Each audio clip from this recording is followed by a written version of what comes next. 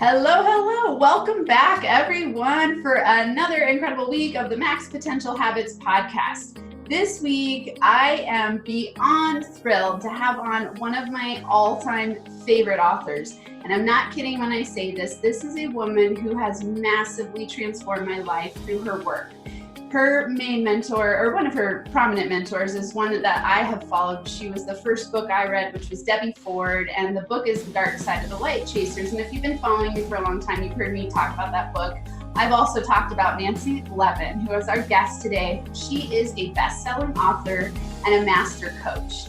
And I'm going to skip past all of the amazing things she's done because we're going to talk about it on the podcast. And her bio will be in the link in the show notes. You'll get to see everything there. We are going to have a really powerful conversation about boundaries. And all of you know that I've talked about my 3 pillars in building a successful life and business are personal power, women, relationships, and money mastery. Well, Nancy's book, Worthy, which if you're watching on YouTube, you'll be able to see this. It's called Worthy. Boost Your Self-Worth to Grow Your Net Worth, is one of the first money books I read that helped me go from food stamps to 6 figures in my business. So you're definitely going to want to read that. And beyond that, her boundary work, her relationship books are life-altering. She gives a ton of action steps in all of her books, and she's just, I can't wait for you to get to know her. The last thing I want to say before I introduce her, she's sitting right here smiling, and I can't wait to introduce her. I want to say I met her actually through a podcast, and you all know how much I love podcasting. That's why I have a podcast. I was listening to a podcast, and I heard her say this book. It's from one of her books. Honor the space between no longer and not yet. And to me, we are often in a transitional space. And that quote, I stopped the podcast, I wrote it down, and I meditated on it all day. And I was like, wow, that is very, very powerful. And that's what led me to reading all of her books, because I said, if that woman says that quote in that powerful way in this right moment, I know I need to read more and get to know her. And then I added her to my list of dream people to have on this podcast, and here she is today. So welcome to the show, Nancy. Oh, thank you so much. I'm like gushing. Good. You deserve it. You're amazing. And you're a boundary badass. So first, let's talk about your backstory. You know, for my listeners who don't know you yet, what brought you onto this journey of becoming a best-selling author in the world of boundaries, relationships, personal growth and development, all of those wonderful things that you help people with? So this part of the story really originates with a blow-up, contentious divorce. So I was in an 18-year marriage and was really operating from the place of managing the perception of others, people-pleasing, bending over backwards, peacekeeping, not rocking the boat. And I didn't want anyone to see what was going on behind closed doors in my marriage. Mm-hmm. So I was in a marriage with a very abusive man who was a rager, and I, as a coping mechanism, stayed very quiet, stayed very silent, and yet at the same time that this is all happening in my marriage, I was the event director for Hay House Publishing. So for 12 years, I was the event director, touring the world with the greatest authors, thinkers, teachers in the field of self-empowerment, very close with Louise Hay, Debbie Ford, as you mentioned, Wayne Dyer, you name it. And I wasn't really able to let their teachings land in me until I was in my own rock bottom crisis. So the rock bottom crisis in my life came in the form of my being on the way home from an event with Hay House to essentially discover that my husband of 18 years had read my journals. And the long story short of that is that what he discovered in the journals was that I had had an affair 8 years prior. And this was really what I often say is, I set a bomb to detonate 8 years later, because I was in a place in my own life where I couldn't tell the truth to myself, let alone to anyone else. So that woman at the time, back in 2000, having an affair, didn't have the capacity to be able to say to the man she was married to, hey, I don't want to be here. So when we don't tell the truth to ourselves, the truth will come out, and it will come out sideways. So it will come out in illness or self-destruction, but it will come out. And so with the discovery of the affair being out in the open, my marriage essentially began imploding. And I spent 2 years post the discovery of my journals trying to keep the marriage together, doing everything I could, mostly because I was really fearing any sort of exposure. So he had threatened, I'm going to make copies of pages of your journal and share it with your friends, your family, your coworkers, and let's see what they think when they know the real Nancy. And the truth is, I didn't even want to know the real Nancy at that time. So I certainly didn't want anyone else to know. So this began my own personal journey of being able to really look at what had occurred in my own life. What were the patterns? What were the dots that started connecting? Being able to go with the support and help of my dear friend and mentor, the late Debbie Ford, going all the way back to childhood, being able to see the trajectory from being born into a family where my brother, who was older than I, had been very ill, and he died when I was 2 years old. And really the imprints of his death were the most significant of my life and painted the picture for me of what I ended up attracting, in terms of beliefs that became about, first of all, if I'm imperfect like he is, I will die. So thus begins the quest for perfectionism. My mother and I have had an adult conversation where she said to me, I didn't attach to you when you were born because I was waiting to see what was wrong with you.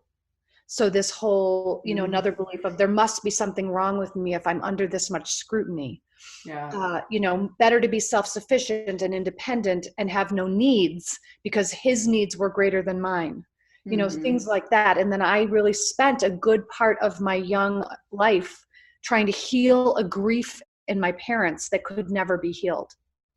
Yeah. And then the piece around, not enoughness, I now need to be more than just me. I need to take up the space of me and this lost child. I need to be more for my parents than just what I am. So all of this, gets right. All of this goes in the soup, and we all have some version of this. We all have some version of, a significant event in childhood that we couldn't process and digest in a healthy way. So we made it mean something about us. We started drawing conclusions about ourselves.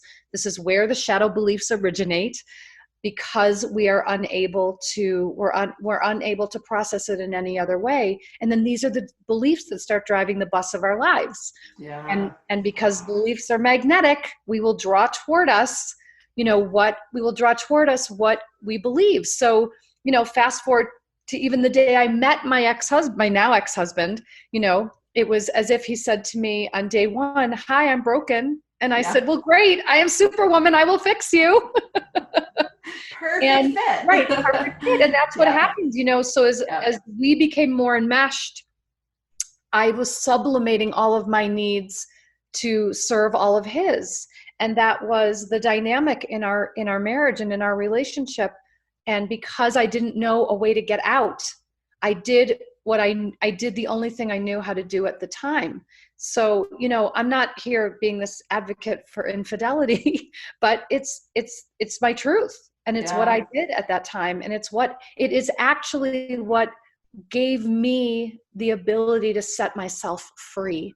Ultimately, because I would have stayed in that marriage, I would still be there, bending over backwards, bleeding out, doing everything I could for everyone else and paying no attention to the degree to which I was abandoning myself. So the greatest thing was really discovering that the people I feared revealing myself to the most were the ones who rallied around me the fiercest. Mm-hmm. And so with the support of Debbie Ford, Louise Hay, Wayne Dyer, Reed Tracy, who's the president and CEO of Hay House, a very dear friend, my family, with the support of others, I started to then understand asking for help is not a weakness. Asking for help is really how I can learn to draw on the strength of others and the wisdom of others. And so I picture it like they built a scaffolding around me as I rebuilt myself. And so beautiful. Yeah. There's so many things I want to say. I know you probably don't know my backstory. So I left my 15-year marriage, 17-year relationship through having an affair. And I do know because I cyber stalked you a bit. Oh, perfect. And it's there, right? And that was my entry into this whole path. And so I see it as the greatest gift that there ever was. And, for me, I've gotten to have a really lovely recovery with my ex. Like, we're having dinner together tonight, and we have family dinners, and we're really close. And it actually brought us a lot closer. And it wasn't like that at first, of course, but the shame and the guilt and all of that stuff. And I love how you talk about, at the time you didn't have the skills to say this isn't working. And I didn't either. I didn't have the skills to say this marriage isn't working. I need to move on. And instead I did it the only way I knew how to blow it up. And it's, so I do a lot of shadow work, right? And I don't know if you know John DeMartini. He's also a Hay House author. Yeah. And I don't think he would ever call himself a shadow worker, but it really is what his method is. And so to me, there's a lot of alignment between Debbie Ford and his work. Mm-hmm.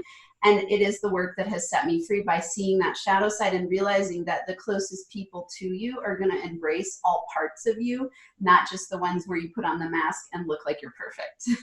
Yep, exactly. And you can go deeper when you actually are fully revealed to the best of your capabilities. Yeah, because most of us go through our lives thinking the only way I'm going to be loved and accepted is if I hide this part of myself. Yeah. Yeah. And the crazy thing is that we're also going through our lives saying, I just want to be loved and accepted for the truth of who I am. Totally. And yet we're so conditioned to not reveal the truth. We're so conditioned to create the mask and the cape and the armor. Yeah. And the love, to me, something that's been so incredible working with such a wide variety of people, all the way from I've worked with prisoners all the way to multi-millionaires. We all have the same stuff going on. All of us, and we think that we're the only ones, and I'm the only one hiding this really shameful thing. Could be a money belief. It could be a relationship issue. It could be your parenting style. It could be a substance addiction, all different kinds of things, but we're all going through it, and it all causes the same amount of shame that perpetuates that cycle. So it's been such profound work to, go through your books, Debbie Ford's, all of the great teachers to me that are balancing that out and helping you own your shadow parts. It's to me some of the most powerful work. I would agree. I do. Yes. Okay. So that's how you got onto this path. And it was that when you wrote your very first book? I know Jump came after that. Yeah. So I filed for divorce in 2010. And then in 2011, I published my first book, which is a book of poetry called Writing for My Life. Okay. Yeah, that's the only one I don't have yet. You need to get that one. I'll send it to you. Awesome. Thank you. And that book even, so like the real transition out of my job as the event director at Hay House, which was my dream job. I thought I would die in that job. Never in a million years did I think I would ever leave. And then as I was going through my divorce, I wrote a poem that friends of mine at Hay House were getting married, and they asked me to write a poem to read during their ceremony. I have a master's in poetry, we should say. Mm-hmm. So they asked me to write this poem. And so the irony of here I am going through my divorce, and here I am writing and reading this poem during their wedding ceremony. And Reed Tracy, the president of Hay House, heard this poem. And he was like, oh, you're like a real poet. And I said, well, yes, I am. And he said, I want you to start sharing pieces of your poetry while you are emceeing the I Can Do It conferences. So back in the day, we did these big, several thousands of people conferences. And he said, as you're introducing the keynote speakers, I want you to also share parts of your poems. So this was this was radical to me because I have no problem being on stage. That was no issue. Yeah. Very different to introduce someone or, give the announcement about the lunch break than it is to sort of, bare my soul. Yeah. But and really also, this is where the process really began for me of being able to take center stage and own it. Really own my value in being there, my deservingness and my worth in being there, as opposed to being the one who's shown the light on everybody else. Mm-hmm. And so this was the beginning of that real transition for me to really be in the fullness of me. And so from that, he was like, why don't you should publish a book. Hay House isn't going to publish it. It's poetry. So I self-published my first book. I then began to do some speaking. So, Reed was like, program yourself into the conferences. And, the next thing I knew, I'm doing breakouts and keynotes and the whole thing, and doing sort of both at the same time, speaking and producing the events. And then when I was on the other side of my divorce with enough, bandwidth to process, Reed said to me, you should really write a real book now. And that's where Jump and Your Life Will Appear came. It's really the 10-step process of making a major change using my divorce as my through line. And then I self-published that book as well. And then shortly after it was self-published, Hay House picked it up, which was amazing. So awesome. And they're on my dream list of publishers for the book I'm writing. Yeah. I want to say this to listeners because I think it's so important. Something that is the subtext of what you're saying is when you show up authentically with people who are pulling you up, they have the power to help you see in yourself what you aren't quite there and capable of seeing yet. Yes. So I say this to amazing. Many of my coaching clients, right? Like, even if you don't believe, simply just believe that I believe. Yes. I can see and hold a vision for you that you may not be able to hold for yourself right now. And I do feel fortunate that I have had people in my life be able to hold that vision for me that I could not see at the time. Yeah. I mean, that's so powerful. And it's like, I telling people it's really important to spend time with people who are pulling you up, not bringing you down. Yes. The law of attraction, thinking about the way that we magnetize to us what we want to become and who we are seeing ourselves as currently. And so it's always, I think, that stretch zone where I go, I've gotten to spend time with people I would have never imagined that I could spend time with now. 5 years ago, 2 years ago, even. Yeah. And it's so important, for everyone listening, if you're in that space going, I don't know who to spend time with, find a coach, find a group, go on meetups and find a group that's doing something in the personal growth and development realm, all of those things, to start to surround yourself with people who are on the path of wanting to improve themselves, expand their consciousness, become better with boundaries, become better with self-love. I think it's the path, investing that time and energy in yourself and spending time with powerful people is one of the greatest gifts you can give yourself. So, okay. So let's talk boundaries. I mean, I want to have you on to talk about every single one of your books because they're all absolutely incredible. I know you have a new book coming out. So for everyone listening, Nancy has a new book coming out called Setting Boundaries Will Set You Free. And I wrote it down somewhere on here. Oh, it's the ultimate guide to truth telling, creating connection, and finding freedom. How good does that sound? I love it. So boundaries to me are, I think, something that when you shift from being a people pleaser in the kind of codependent spectrum, you shift into understanding that boundaries are your freedom. And they set you free. I mean, what an incredibly perfect name for your book. So share with us first, what's your definition of a boundary? How do you look at boundaries? I look at boundaries as our limits around what we will or will not do, will or will not tolerate, and will or will not accept. So we have to, for ourselves, know where that line is. First of all, the line between where I end and you begin, which is something, and let's just face it, I went into a deep dive on boundaries and wrote a book on boundaries because Lord knows I didn't even know what the hell a boundary was for most of my life. Yeah. And yeah. I find that is the case with most people. And Me we have too. this idea that boundaries are bad, or Yeah. that if I set a boundary, I'm a bitch, Yeah. or, that boundaries are somehow, like this. Yeah. And it's not so much about the keeping out. It's actually more about carefully choosing and consciously curating what to bring in, what to allow here. Yeah. And so it has to begin with self-love, self-respect, self-care. It has to begin with self-inquiry. It has to begin with that truth-telling piece. And the truth-telling always has to begin here, and really realizing the way in which most of us have lived very other referenced lives. So it's almost like I only even know that I exist because of the outline you make around me. Wow, that's powerful.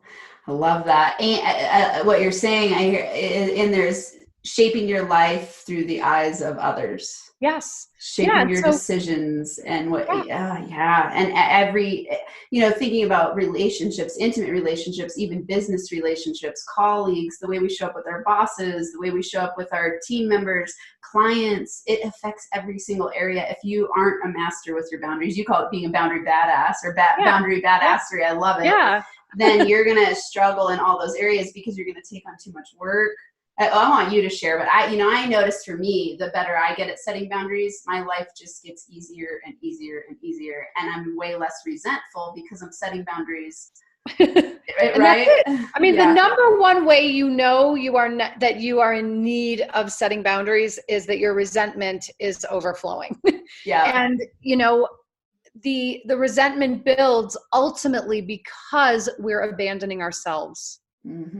So, some important points to make here around boundaries are, first, that it's no one else's job to uphold our boundaries. So this is a biggie because I really pause everyone and write that down. I mean, that's if that's what you took away from this entire podcast, that would be a gold nugget for the rest of your life. I agree. Yeah. I agree, because I can't tell you how many clients have come to me and said some version of, I tried to set a boundary with my mother-in-law, but she still keeps commenting on my parenting. I tried to set a boundary with my boss, but he still keeps asking me to work late. I tried to set a boss with my husband about his drinking, but he still keeps drinking more than I would like. Whatever version of that. Yeah. I tried to set a boundary, but he or she keeps doing the thing. So let me tell you, flat out, he or she will keep doing the thing. Yeah. So it's really up to, what am I willing to do to take care of myself in the process? So any boundary that is being crossed is because I am allowing it to be crossed. So we are the ones crossing our own boundaries, period. Yeah. Beautiful. And, we want to go point the finger at someone else. We want to blame someone else. And when we blame, we are stuck in the victim mode. And when we start taking responsibility for our own experience, we are empowered. So we want to start looking at what is happening in terms of our needs getting met. Because this is really the conversation about boundary has to begin with needs and unmet needs that are not being met. And how am I trying to get my needs met by having someone else do something differently? Because we cannot control what someone else does or does not do. We can only control what we decide to do. And most people, so here's another piece of this. The number one reason I hear from clients about why they don't set boundaries is they don't know what to say. I don't know what to say. And most people think that setting a boundary is giving an ultimatum. Most people think setting a boundary is saying, you can't drink this much. And really, the language for setting a boundary is, when you have more than 2 drinks at dinner, I feel uncomfortable. So if we can come to an agreement that you'll only have 2 drinks at dinner, great. And I'm just letting you know ahead of time that if you decide to have more than 2 drinks, in order for me to take care of myself, I'm going to leave the table. So it's not pointing a finger. It's not telling the other person what to do. It's simply saying, when you do X, I feel Y. Yeah. And in order to take care of myself, I'm going to do Z. I love this. Will you give a couple more examples of the ways, because if that's something that when people are saying, I don't know what to say, I'm not sure of the languaging behind it, give us some more examples in other scenarios of what people can say. It is, because I agree with you, it is so powerful and it's scary. I remember when I first started setting boundaries, my heart would race and I would be like, oh, I'm a bad person and I'm not going to be pleasing. They're not going to like me, all these things. And I just started practicing small and getting, now I have no problem saying no. It used to be really hard for me. So the no, that's the next example I was going to give. So I'm glad that you even went there, because I feel it is a great place to begin, and do it where the stakes are low at first. Like, you don't have to go balls to the wall all out with like the biggest stakes. But here's the thing. When most of us get into the habit of just a knee-jerk yes, and we give the knee-jerk yes when a request is made, we mostly give the knee-jerk yes because we don't want someone else to be angry. We don't want someone else to be disappointed. Or we want to show up, we want to show that we're the hero, that we can do everything and anything, that we're the one and the only one.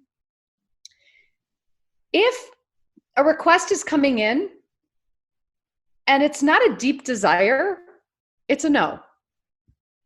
So if we're doing something out of obligation, responsibility, I don't want someone else to be disappointed, I don't want someone else to be angry, it's a no.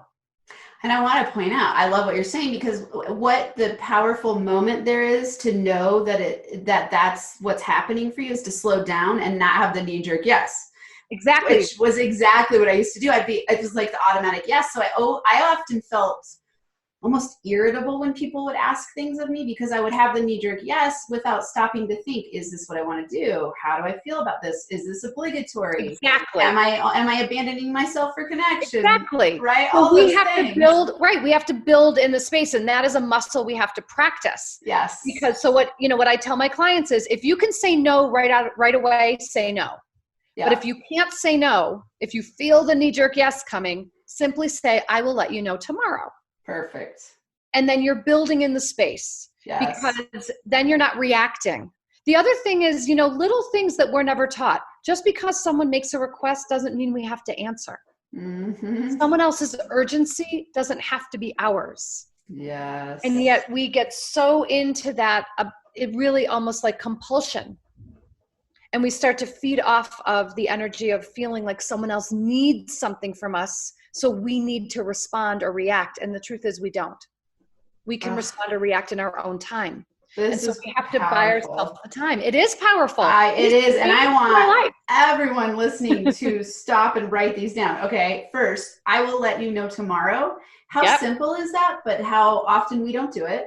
Give yourself some time and space to consider if you want to say yes. That is life altering. It's been a huge change for me. And then the other thing you said that I want to highlight, someone else's urgency doesn't have to be our own. Oh, that's so good, because I think you're so right. We often someone comes in with their intense energy, like, I need it now, let's do this now. And you might not want to, right? So set the boundary of taking care of yourself and asking, how does this land with me? Is this my urgency? There's so many ways to just slow it down. And I think that's the best way, is just to slow it down and say, I'll get back to you. I don't know right now. I don't know if I can answer that right now. Take a day to think about it. Love it. Okay. Awesome. Yeah. So, the other thing I'll add in here about the no is that you can simply say no.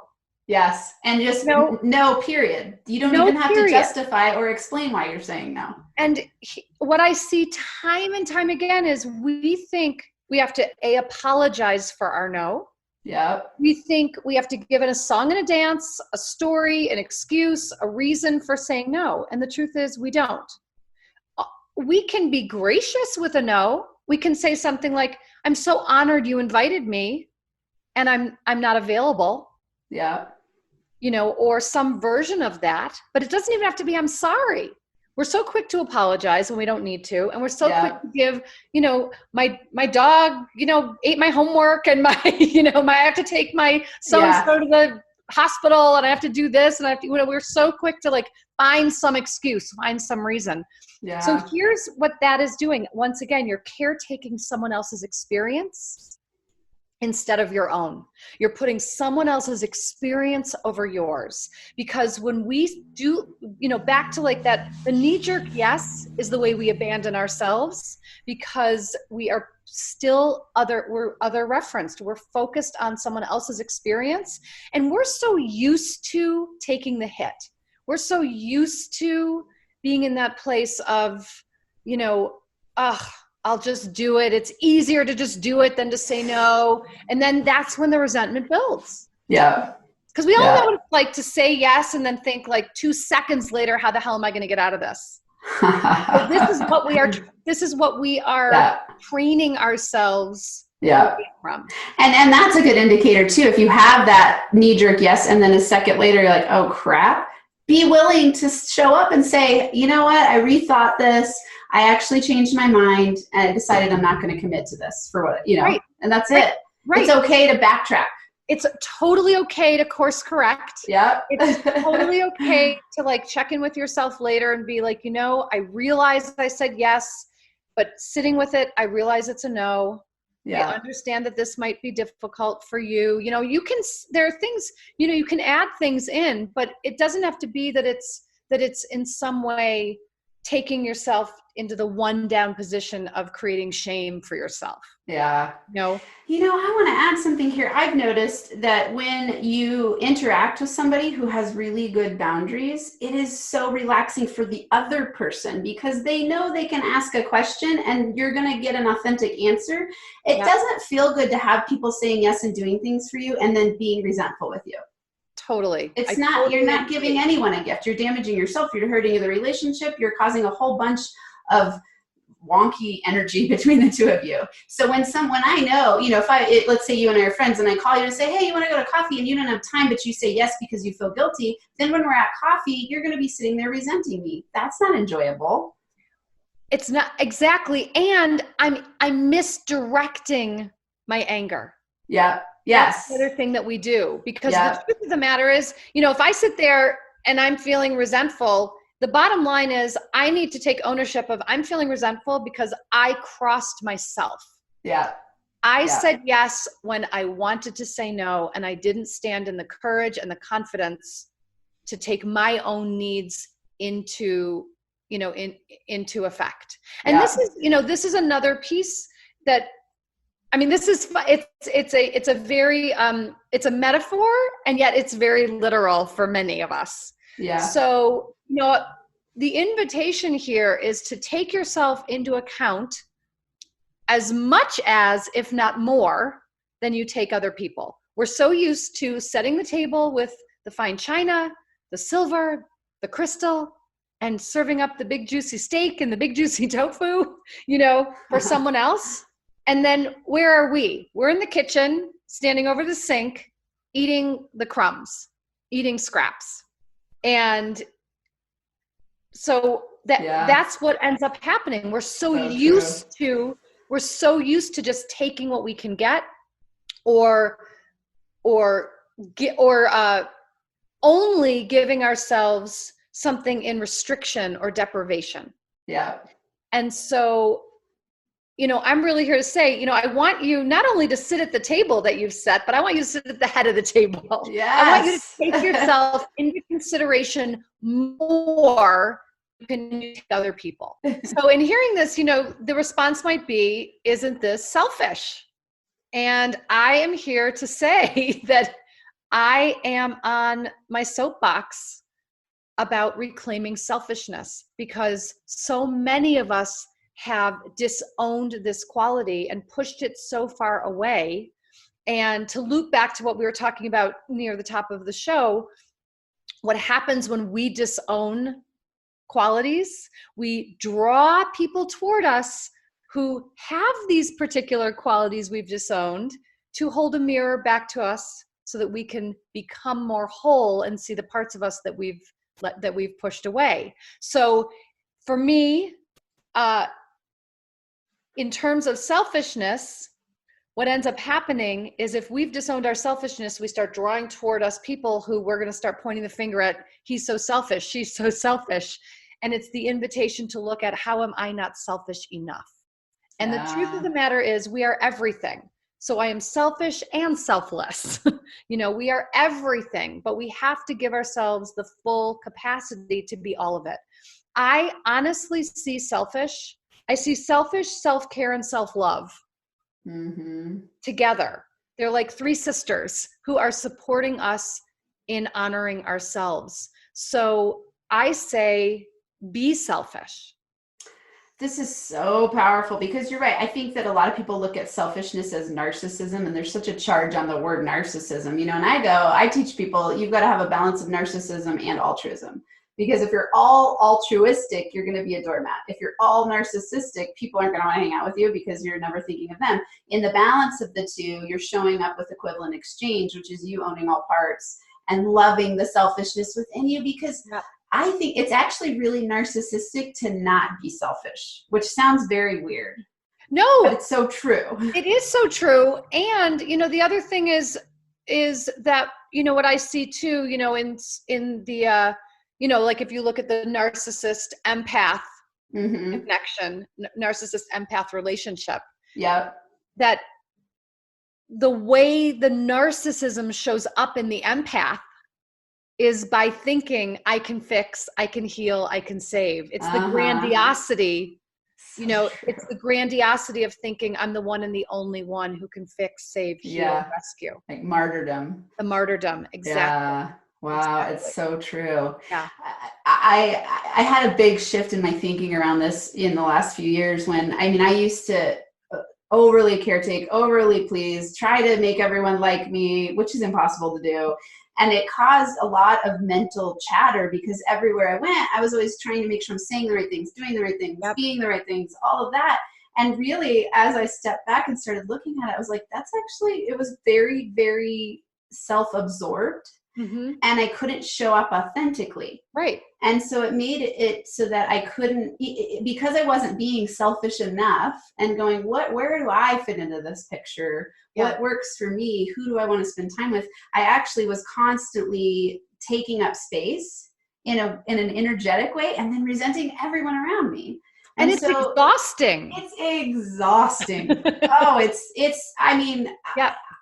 It's been probably the best gift ever to let go of that, to learn and work on myself. It didn't just magically happen. No, I hear you, because when we're stuck in that loop of what do I need to do or say to make everything be okay? Yeah. We're anywhere but the present moment. We're anywhere, and we're exactly. and we're concocting. Yes. We're just constantly in this place of concocting some persona. And, ultimately, when we're living from this place of packaging ourselves to be digestible to someone else, we are so far away from our own authentic experience. Yeah. Which means that they can't have an authentic experience with you either. No, there's no intimacy. No. I actually think that most of the loneliness, the epidemic of loneliness, isn't so much about lack of human connection or, literal, it's really the lack of depth of human connection. Yeah. The lack of being able to actually, let me bring the vulnerability of myself to you so that you can bring yours and we can meet in the sweet spot. It's showing all sides, because you can be sitting in a room with 100 people and feel lonely. Right. It's not about the people being there. It's about you connecting with yourself and showing up in a way where other people get to connect with you. And I think it's why, I know you're a powerful coach. I think it's why my coaching is so powerful, is because I show up and I'm revealed. I tell people I had an affair. I tell people my sides that most people would see as your shadow sides and your dark sides, or the things that you want to hide. They're like, oh, thank you. That allows me to show up and be fully revealed. And it's a huge gift. The more I show up in my humanness, the more permission everyone else is given to do the same. Yeah. And I will say, for most of my life, my humanness was my least favorite quality. Yeah. You know? Yeah. And it has taken a lot. It has taken a lot to be able to get to the place to be able to stand in the full reveal. Yeah. And I think that's a big takeaway here too, is that this work is a lifelong process. I think that it is. And it's work. It doesn't just happen to you. I think, similar to your story, it's like you have this pivotal moment where you go like, crap, I got to make some changes because what I'm getting isn't what I'm wanting to get.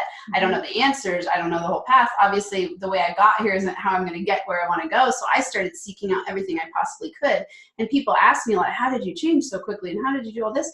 I worked my buns off. Yeah. And I was willing to face my shit and really look deep and cry and sit in the pain and sit in the fear and, honor the space between no longer and not yet. It's like, that takes courage. It takes courage because what you're really doing is, first of all, you're building resiliency.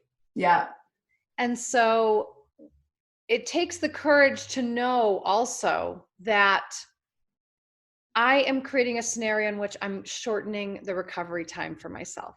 And the truth of the matter is that in that space between no longer and not yet is where opportunity is born, where possibility is born. It's born in the not knowing.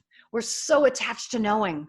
Yeah. And yet in the unknown is where options become available to us that weren't previously. Yeah. And I think what just came to me when you're saying that, I think the knowing is that seeking of perfectionism. We want to know the plan so we can perfectly do the plan. Yep. And it's totally. Yeah. And where the magic happens is stepping into a part of you that you've never thought you knew before. Where you go, who's this now? Who do I get to be now? And it's that growth curve that's a spiral version, not just this straight linear path where you go, oh, I'm always growing, everything's great, it's all upward. Even just checking in with like, what's true for me today? Yeah. Like yesterday's truth might not hold water today. Yeah. Let me see what's true today. Let me see. So powerful. Where I want to go now. I love this. Okay, so if you had one takeaway from the book where you were like, if you get this download, we've already said so many gems here, but I want everybody that's listening to get this book. It is going to be life-altering.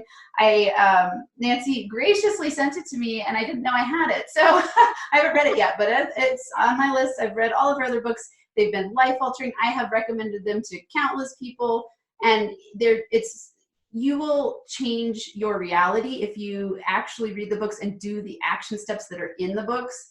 Everything will change for you. So share, a big takeaway, and then I want to know what your top 3 max potential habits are that you think got you where you are today, and you can do them relationally, personally, business-wise, whatever you think are powerful takeaways for listeners. So the bottom line of the book and the piece that I want everyone to really take away is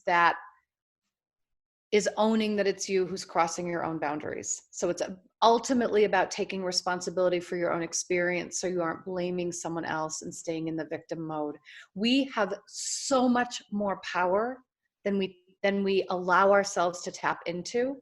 And I do believe that our power comes from taking responsibility. So from there, really getting that when we set healthy boundaries, we are saying yes to ourselves. And every no we say to anyone else is a yes to me. That's awesome. Yeah. That's great. Oh, thank you. Okay. So tell us 3 max potential habits that you feel like have been impactful in getting you where you are in any area of life or business. Yeah, I will say the first one is staying in the listening.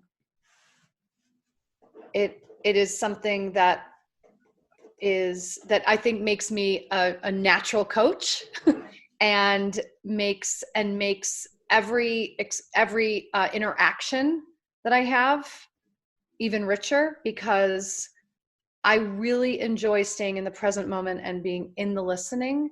And it's about listening to what's being said and what's being unsaid. And this has helped me in business. This has helped me in intimate relationship. This has helped me in all areas of my life, really staying in the listening as opposed to future tripping or, going into some past pain, but just staying present in the listening. Okay. The other I would say is my evening and morning routine that is critical to to my life, to my success, to my well-being, and quite simply knowing the way that I can optimize my time and energy best. Mm-hmm. So that's something too, and I'm happy to share. I'm curious. Sure. What do you do? I do a morning and evening routine as well. Yeah. I'm curious what is yours. So my evening is, and I'm a morning person. I'm not a night person. So okay. I'm often like lights out by like 9:30. Okay. So before I go to bed, I put my phone into airplane mode. I take a very, very, very hot shower. I get into bed and I have a 10-minute sleep meditation that I listen to, and then I'm out like a light. Wonderful. When I get up in the morning, and I'm usually up 5:30,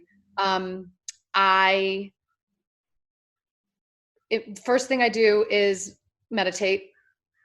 After I meditate, I drink a large mason jar of warm water with lemon. Then I'll read and write in my journal, all sort of happening right then and there. And then once all of that is complete, I will put my phone back on Wi-Fi and have my coffee. Nice. It's awesome. Boundaries, right? Even that is the boundary. The Wi-Fi turning off is a boundary. I've been doing this now for almost 4 years. I would literally say this is the number one practice I would credit for completely shifting my energy when I wake up in the morning. I used to wake up someone who thought, what do I need to worry about today? Yeah. Yeah. What do I need to worry about today? Yeah. And instead you're priming yourself through meditation, journaling, relaxation, connecting with yourself to gear yourself up to be inspired all day long. Yeah. And sometimes it's an hour, sometimes it's 2 hours before I put my Wi-Fi back on. And, the world hasn't come to an end. Yeah. And my people in my life who are close to me know that even if something horrible happens, I'll find out when I put my Wi-Fi back on. Yeah. Yeah. Or even if something wonderful happens, let's say yes, both. Yes. I'll find out. And fortunately, I'm up early enough in the morning that, my Wi-Fi is generally back on before like the rest of, people are doing whatever. So it's not a big deal. But for me to wake up and not look at my phone and see all the notifications and not get sucked into anyone else's urgency, it's like not mine. I'm going to do what I need to do for me first. That's powerful. I love that. Try that out, everyone. Listen, just for a week. Try it out and see how you feel. See it. And then I would say the third thing is getting out in nature. I live in Boulder. I'm a big hiker, and it's really important to me to be able to get out in nature and, just be out. What's your favorite trail in Boulder? I'm curious. It's funny. I'm surprised I've never run into you because I'm out there all the time too. Yeah. I know. It's so funny. My favorite trail, so I can access from where I live. I can like walk 10 minutes and be on a few different trails. So I often will go do Flagstaff or go over to Sanitas side. Nice. Yeah. All of that trail system, I can just walk up my door like 10 minutes and I'm there. Every time I go out, I just look at the mountains and it's almost like this crying gratitude, I love my life. And I know, same. And it's funny, like I've lived in Boulder 27 years. I never tire of me neither. I never tire of it at all. Yeah, those are wonderful. Okay, so everyone this week, sit in the listening, practice a powerful evening and morning routine, and get out in nature. watch your life transform. Oh, this has been incredible. Okay. Share with us the best places for everyone to find you. And I know that you have some fun book giveaway that everyone can access. So share that with us. I do. So if you go to nancylevin.com/new book, you can order Setting Boundaries Will Set You Free. And you're also going to receive a video workshop that's called Zen in the Art of Boundary Maintenance as a gift. So great. I love it. Okay. So for everyone listening, that'll be in the show notes. Of course, you can go to nancylevin.com for everything else. But if you want the free course, go to that link and you'll be able to download, order the book. When's the release date? January 7th. January 7th. Perfect. Okay. So you'll be able to pre-order the book and you'll get a free course. I'm sure it will be incredible. Thank you so much, Nancy. It's been incredible to have you here. Amazing gems. I'm sure everyone listening is going to want to rewind this and listen to it multiple times. Write down everything you learn and start practicing with boundaries. You know, for my loyal followers, you all know that I've had a massive transformation in the last few years, and this has been one key that has been life-altering. Boundary work, loving myself, focusing on getting to know myself better. And when you know yourself better, you're better able to set those boundaries. So this book will help learn everything you possibly can about self-love, being selfish, knowing yourself, implementing practices and habits to create a connected relationship with yourself where you can say no, not be a people pleaser, and really step into your most self-expressed version that's empowered, connected, so that you can be whoever it is you want to be in the world. That's my takeaway for today. And thank you, Nancy. And I'll be back next week, everyone. I hope you have an incredible week where you thrive and feel alive.